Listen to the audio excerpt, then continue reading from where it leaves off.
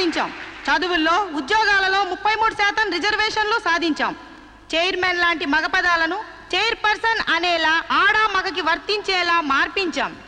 ఎంత సాధించినా ఆడదాన్ని తమలపాకుల కట్టగానే చూస్తున్నారు, తల్లో పువ్వుగానే చూస్తున్నారు. ఉదాహరణకి ఆడది ఒక్కతే రోడ్డు పక్కనున్న టీ కొట్టుకెళ్లి టీ తాగితే ఇది లాడ్జింగ్ కేసు అని అంటారు. దీనికి కారణం ఏంటంటే ఒకప్పట్లా మనకు పోరాడే నాయకురాలు లేకపోవడమే. ఒక అనీ బిసెంట్, ఒక దుర్గాబాయ్ దేశ్ముఖ్, ఒక సరోజినీ నాయుడు, ఒక ఇందిరాగాంధీ మళ్ళీ మన కోసం పుట్టాలి. అసలు నన్ను అడిగితే ఈ జన్మలో దళితులకు ఎంతో సేవ చేసిన అంబేద్కర్ ఈసారి స్త్రీల కోసం ఆడదానిగా పుట్టి రాజ్యాంగం తిరగరాయాలి, మనకు 50% రిజర్వేషన్లు కల్పించాలి. అప్పుడు రిజర్వేషన్ల ద్వారానే మనం పైకొచ్చామని చులకనగా చూస్తారు. అయినా మగాడు ఆడది ఒకరినొకరు అర్థం చేసుకుంటే ఈ భేదాలెందుకు, ఈ వాదాలెందుకు? ఎవరెంత ఎదిగినా కనాల్సింది ఆడదే, కారకుడు మగాడే. ఈ సత్యం తెలుసుకుని ఒకరినొకరు గౌరవించుకుంటే చాలు. మగాడు ఆడదాన్ని గౌరవించడం అటుంచి అణగదొక్కుతున్నాడు.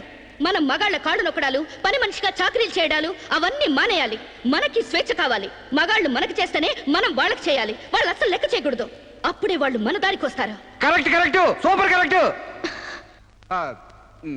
ఇచ్చిన స్వేచ్ఛను అలుసుగా తీసుకుని జీవితాన్ని నాశనం చేసుకునే వాళ్ళు కూడా ఉన్నారు. ఫారిన్ వ్యామోహంలో పడి సాంప్రదాయాన్ని కాలదనడమే ఫ్యాషన్ అనుకుని ఆడదంటే అసహించుకునేలా స్వేచ్ఛను దుర్వినియోగం చేసుకునే వాళ్ళు కూడా ఉన్నారు. అందుకని అమ్మ చాటి బిడ్డలా మొగుడు పక్కన బిడ్డలా ఆడది బతకాలా?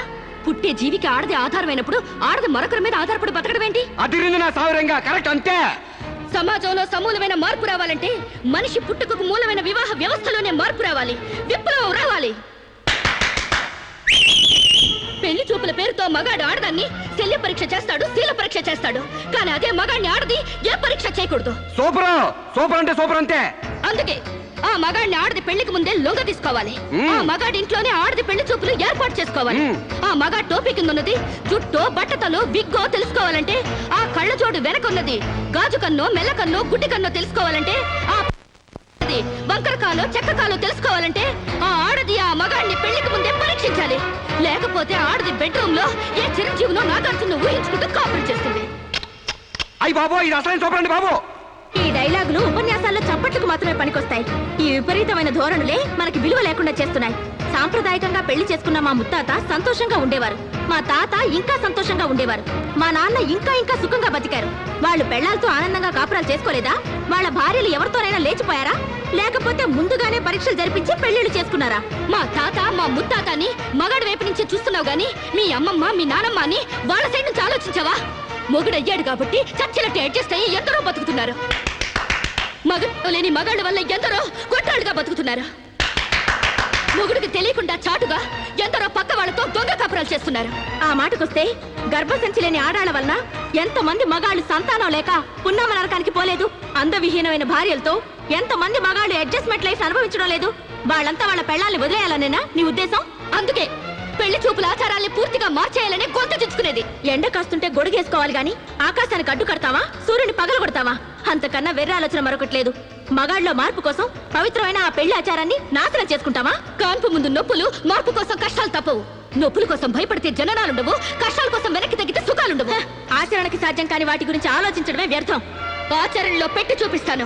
చెప్పడం తేలికే గాని చెయ్యడం కష్టం. నేను చెప్పింది చేసి చూపిస్తాను. ఈ వివాహ వ్యవస్థనే మారుస్తాను. పెళ్లికి ముందే ఒక మగాడితో డేటింగ్ చేసి అతను అన్ని విధాలా నాకు నచ్చితేనే అతన్ని పెళ్లి చేసుకుంటాను. నీ తలతిక్క పిచ్చి పనులు ఒప్పుకోవడానికి ఇదేం ఫారెన్ కాదు, ఇండియా. అక్కడి దాకా ఎందుకే? ఇప్పుడే ఒప్పిస్తాను. సాంబశివరావు, నాతో డేటింగ్ చేస్తావా? మీరు చెప్పిందా రైటు, మీ వెనకాల రైతు. డేటింగ్ అంటే ఏంటమ్మా? పెళ్లికి ముందు ఒకరి ఇష్టాల గురించి మరొకరు తెలుసుకోవడానికి కలిసి ఉండడం, అదే డేటింగ్. ఇదేంటిది కొత్తగా ఉంది? ఇది కొత్తగా నేను కనిపెట్టిందేం లేదు. డేటింగ్ అనేది ఫారెన్ లో ఎప్పటి నుంచో ఉంది. సాంబశివరావు, ఒప్పుకుంటున్నావా? శిరీష్ గారు ఏం చెప్పినా నేను కాదానండి. చూసావా, అప్పుడే మార్పు తేవడం స్టార్ట్ చేశాను. అంటే పెళ్లికి ముందే మీరు ఒకే ఇంట్లో కాపురం చేస్తారనమాట. ఒకరి పక్కన ఒకరు పడుకుంటారనమాట.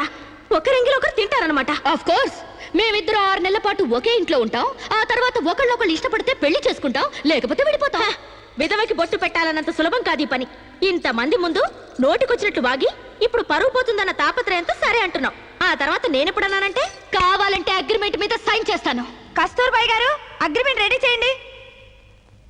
పెళ్లి పేరుతో ఒకరంటే ఒకరు పడక ఒకే కప్పు కింద అయిష్టంగా కాపురం చేసే ఎంతో మందికి మా కలయికి ఒక చెంపదెబ్బ కావాలి. భారతీయ రాబోయే వివాహ వ్యవస్థకే కనువిప్పు కావాలి.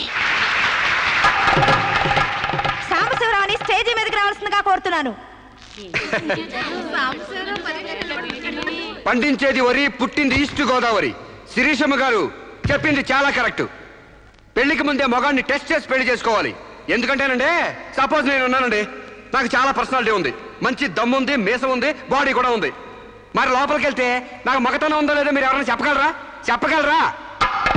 నా నరాల్లో కరెంట్ ఉందో లేదో మీరు చెప్పగలరా? కాబట్టి మేడం గారు చెప్పిన డేటింగ్ పెళ్లికి నా ఓటు ముద్ర. జై మేడం, జై జై మేడం, జై మేడం, జై జై మేడం, జై జై మేడం, జై జై మేడం. పెళ్లికి ముందు ఇద్దరు కలిసుండి ఒకరినొకరు ఇష్టాలను తెలుసుకుని 6 నెలల కాల పరిమితి దాటిన తర్వాత నచ్చితే పెళ్లి చేసుకుంటాం, లేదంటే విడిపోతాం. డేటింగ్ అనబడే ఈ ప్రక్రియను మేమిద్దరం స్టేజీ మీదున్న పెద్దల సాక్షిగా, సభలోని జనాల సాక్షిగా సమ్మతిస్తున్నాం. సంతకాలు పెట్టండి.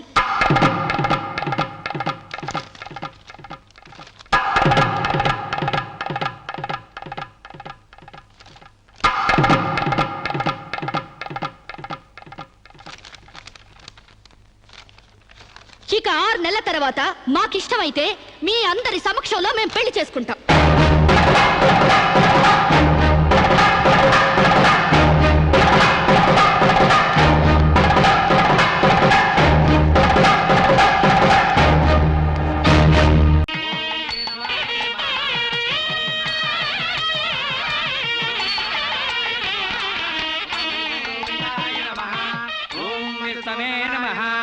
భూత ప్రేత పిండ ప్రధానే. నువ్వు చదువుతున్న తద్దిన మంత్రం ఇది పెళ్లి. ఈ దిక్కుమాలిన పెళ్లికి రావాల్సింది అసలు మనం కాదయ్యా, మంత్రసాం. ఏ నిమిషంలో పురుటి నొప్పులు వచ్చేస్తాయో ఏమో. ఈ పెళ్లి క్యాన్సిల్ చేసుకుని బిడ్డ బారసాల రోజున మ్యారేజ్ ఫిక్స్ చేసుకుని బిడ్డతో సాక్షి సంతకం చేయించుకుంటుందో ఏమో. నువ్వు కానీ సోఫాలో పెళ్ళేంటి విడ్డూరం కాకపోతేను. ఒకసారి శోభన మంచం ఎక్కాక సోఫాలో కట్టుకుంటే ఏంటి, స్టోర్ రూమ్ లో కట్టుకుంటే ఏంటి. అయినా నా వరకు నాకు ఈ పద్ధతి బాగా నచ్చిందమ్మా.